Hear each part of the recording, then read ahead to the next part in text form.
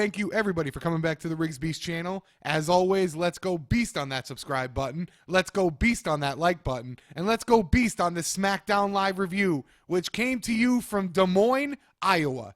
Now, SmackDown was better than Raw. I'm going to get this right out of the way. We're going to go right from the jump. SmackDown was better than Raw. It's not saying much, but it was. It's going to start very well. The Shinsuke Nakamura promo. Renee Young's there to interview him. Before they can even say a word, Dolph Ziggler is immediately coming out. Dolph takes the mic from Renee. That's it for Renee. Bye-bye. Dolph then asks a question, pulls the mic away from Shinsuke, answers that, well, what he said was Dolph Ziggler was his favorite superstar of all time. Ziggler then asks about his entrance. Nakamura refuses to answer. Says Nakamura's name is really Michael. Starts making fun of the Michael Jackson references that people have been bringing up based on his presence when he first came into the WWE through NXT. Not surprising. Ziggler wasn't bad. I wasn't a huge fan of how he came off. I like more serious heel Ziggler. It wasn't bad for what they're trying to do. I'll give him a pass on that one. Nakamura then takes the mic away from Dolph, asks Dolph what his problem is. He then takes the mic away from Dolph's mouth, starts speaking Japanese, ends with calling him a jackass. Got a little chuckle the way he did it. By the way, this could prove to a lot of people tonight who may not have seen him for some reason. I know probably everybody listening to me has. The man can speak good English. It's a little broken, but good enough to get through any promo he has to. Dolph jumps him though. Nakamura gets the advantage, but he runs off before he can give him the Kinshasa. Reason for this, they are holding back so much from Nakamura. It's taken them 4 weeks just to let you hear him speak. They're making him feel important, special, and making every little thing they debut about him seem important. So far, they're doing very well with Nakamura. I like how little they give you, little tastes here and there, but they're saving the package for you. Next, SmackDown keeps on going. It's a great start to the show. You get Baron Corbin, AJ Styles, which anytime Styles is in a match, it's probably good. This one was no exception. Kevin Owens is on commentary. By the way, another shocker, Kevin Owens really good at commentary, really good on the mic. The man's got a post-career in commentary. Towards the end of the match, though, I do want to bring this up. Because of the way the cameras caught Corbin, he did his greatest John Cena impersonation and literally got caught calling out the rest of the match. They literally sat on him for 10 seconds as he's covering his mouth very poorly and clearly calling out the match. Guys in the truck, if you hear this and the camera's on it, you have multiple camera angles to shoot to get away from it. Do it. This completely kills it for people at home. Completely kills it. End it though, Owens gets off a commentary to distract Styles. He causes him to miss the phenomenal forearm, but AJ Styles is able to get the roll up on Corbin. AJ wins. Owens and Corbin though beat down Styles until Zayn makes the save. Owens rolls out as Zayn's get the best of Corbin. Owens then jumps Zayn after that and does the pop-up powerbomb to Styles. Everybody's down except for Owens to end the segment. Again, with these first 2 parts of SmackDown, they were very good. The only thing is the Corbin Cena impersonation calling out the match, and they refused to get off it for, well, had to be 20 seconds. It was horrible. Next, Charlotte promo. This is a cut and paste promo for her. It's even hot tease of cut and control V. That's the point they're at with Charlotte. Cut, control V. Next, you get the Colons versus American Alpha in a beat the clock challenge. You're going to get another one later to determine the number 1 contenders for the tag team championships to come at Backlash. I'm going to rename Backlash later. Now, a personality change for the Shining Stars to the Colons was needed. Can come off well for them depending on how they're going to book it. But tonight was not the night for them. You knew it going with Alpha they were going to lose. And they do, but the Colognes got a lot of the offense. They dominated the entire match, which only went 5 minutes and 17 seconds. The only reason Alpha won, they stopped the double team backstabber, hit Grand Amplitude, 1, 2, 3. American Alpha wins. We'll see what happens with the Colognes over the next few weeks. What I think may happen to them, though, is they may fade into obscurity. I just don't trust long-term booking for WWE with the women and the tag teams, and I'm starting not to trust them in singles. I'll get to that later. Next, you get a New Day vignette. You can't forget them.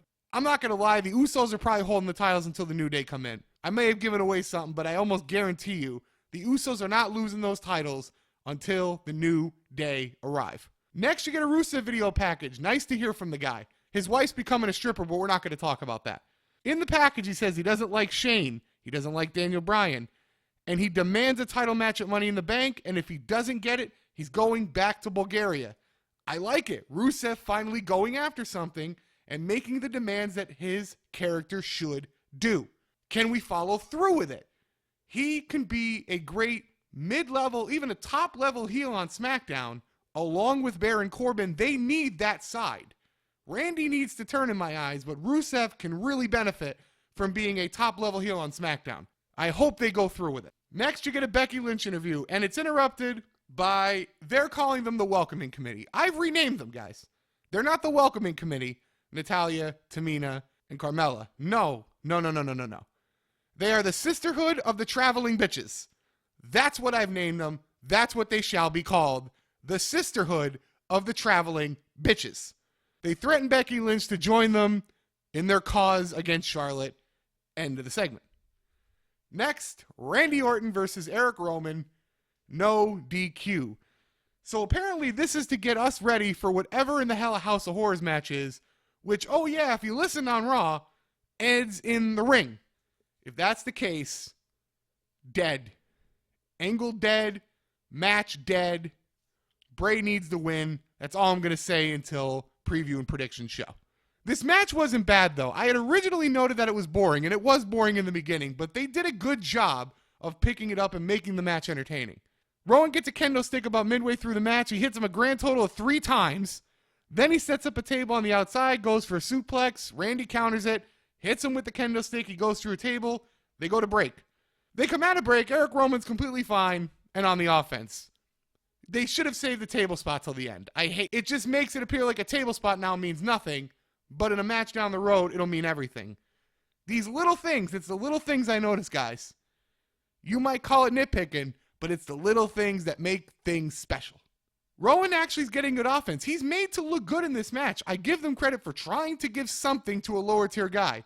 Luke Harper not on the show again. Poor bastard. The end of the match, though, Rowan sets up a chair in between the ropes. Obviously, he runs himself into them. RKO. 1, 2, 3. Randy wins. Randy then promotes his match with Bray. Tiger Ali Singh comes up. Wait, damn it. I'm sorry.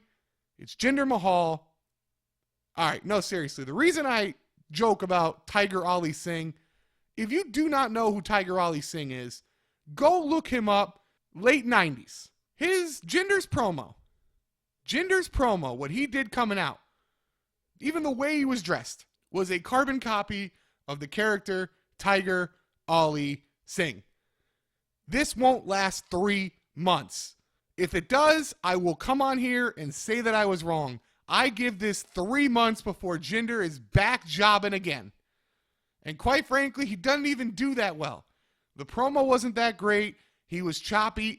It's Tiger Ali Singh. That's the best I can say about it.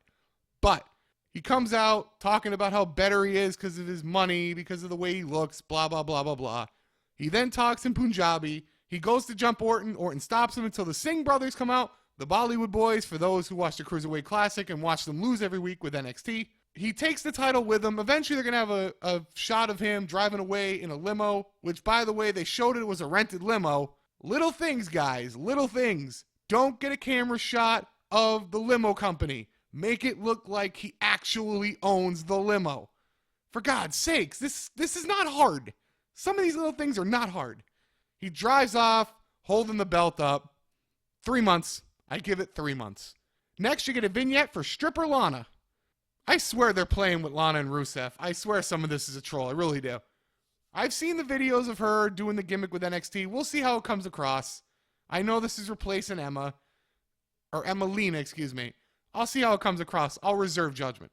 Next, you're going to get Ascension and the Fashion Popo, Breezango, in a Beat the Clock challenge. Well, let me skip to the end here because this match only lasted about 2.5 minutes.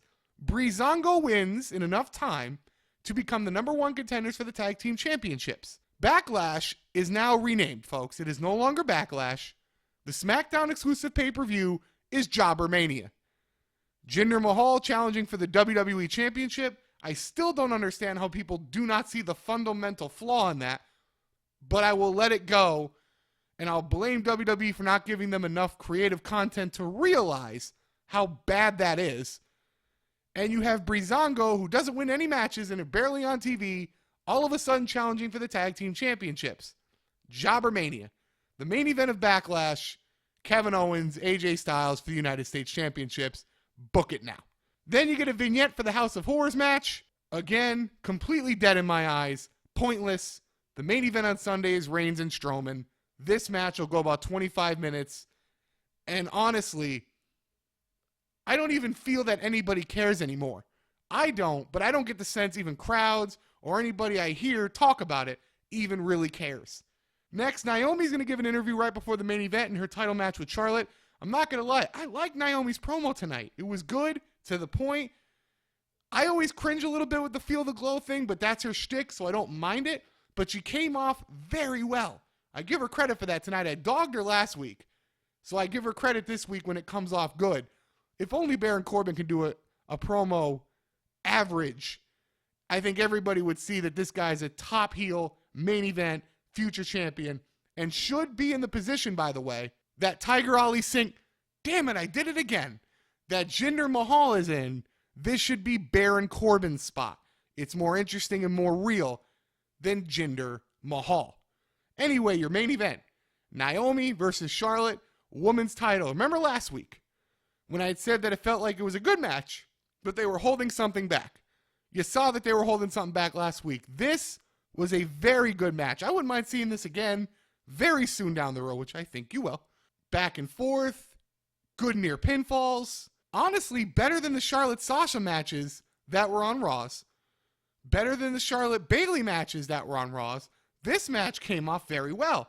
The ending, though, the Sisterhood of the Traveling Bitches come. They attack both, but they beat down Charlotte, and that's how they end the show. Some people are going to say this is a Charlotte babyface confirm. I'm not going to do that yet. The Sisterhood of the Traveling Bitches has a reason to attack. Doesn't make Charlotte a babyface. I don't think anybody really wants to see Charlotte as a babyface right now anyway. I think she's doing just fine as a heel, though her promo needs to be more than cut and Control V. But you are setting up a little angle that keeps Charlotte maybe away from the title for a minute. We'll see where it goes. It has some legs. Becky Lynch wasn't out there, so she's going to, join the side of Naomi and Charlotte to go against the trio of the Sisterhood of the Traveling Bitches. But SmackDown for tonight was an average show. Had a good start, slow to boring middle, decent end, good matches. It's a 5 out of 10. Better than Raw. This is the flow of the average SmackDown you normally get. That Mania momentum is gone. It's been gone. But 5 out of 10. Not bad. Average. Good, passable show. Only nitpicking complaints. Things I've brought up before. Can't beat it down. Some interesting things to look forward to next week. On the channel, though, we're going to have on Friday, report. Friday, not Saturday. Anytime there's a preview and predictions for Let's Talk Wrestling, I move it to Fridays at 12. I'll put it on Twitter as well. Official preview and predictions for Payback this Friday, 12 p.m. Eastern. Sub to Riggs Beast, you'll be happy you did. But that's going to do it for the official SmackDown Live review. As always, let's go beast on that subscribe button. Let's go beast on that like button.